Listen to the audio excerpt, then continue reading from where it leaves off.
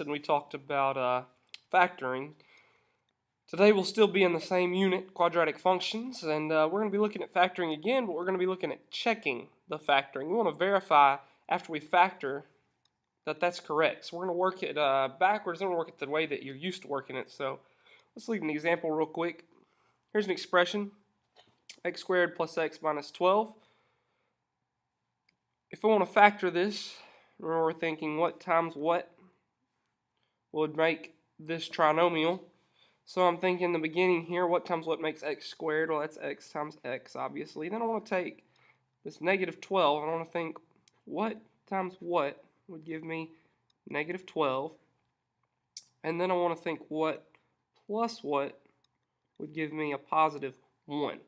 Well, that's going to be a 4 and a negative 3, and 4, negative 3. And notice that 4 times negative 3 is negative 12.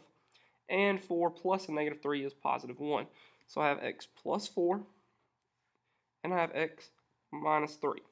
Now let's verify that this is correct. So by verify, what I mean is let's work it backwards real quick. So let's take this, and let's multiply x plus 4 times x minus 3, and let's see, does this actually equal the original expression x squared plus x minus 12? So let's take our x, our first term, and multiply it times both of these. We're going to distribute the x to both of these. So x times x is x squared. X times negative 3 is negative 3x. Now we're going to take the second term, the 4, and distribute it to both of these terms. So plus 4x. And 4 times negative 3 is negative 12. Combine our like terms here. We would get x squared plus x minus 12.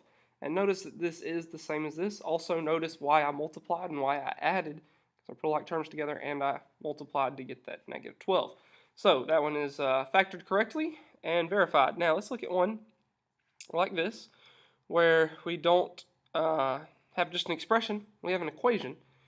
Also notice that we have a number on both sides. Remember, our first step here is to get it in standard form. And in standard form, I need my y value to be 0 when I'm solving, because I'm looking for the x-intercept, and the x-intercept is a point on the x-axis, which means the y value has to be 0. So, first thing I need to do is move that 12 so that I have a 0 over here, and if I subtract 12,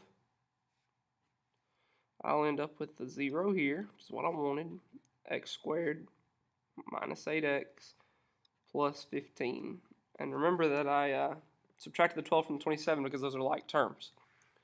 From here, I'm going to factor. So I want to think what times what makes 15. Most obvious answer is 5 times 3 or 1 times 15. But 1 times 15, 1 plus 15 is never going to get us to an 8. What plus what would give me a negative 8? Now you got to be careful with that negative. That means I need to come back here and like both of those negatives, because remember, a negative times a negative is still a positive. Negative 5 plus a negative 3 would give me negative 8, and negative 5 times negative 3 is positive 15. So x times x will give me x squared. Negative 5 times negative 3 would give me a positive 15, and when I add them, I'll get my negative 8. Now let's verify that and make sure. So x times x is x squared. X times negative 3 is negative 3x. Negative 5 times x is negative 5x. Negative 5 times negative 3 is plus 15. Combine your like terms. X squared minus 8x plus 15. Notice that that is the original expression, so this is correct. So let's solve real quick. Let's come back to our factored form right here, or our intercept form. I'm going to write that down real quick to make sure that we're together on that. Intercept form, I think that's what they're calling it these days.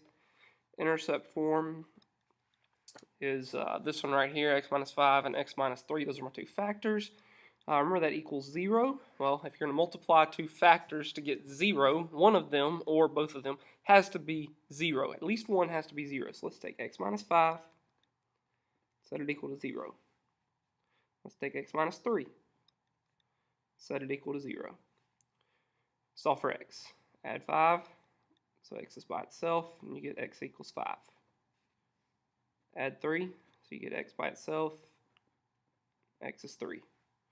So my two x-intercepts are 5, 0, and 3, 0.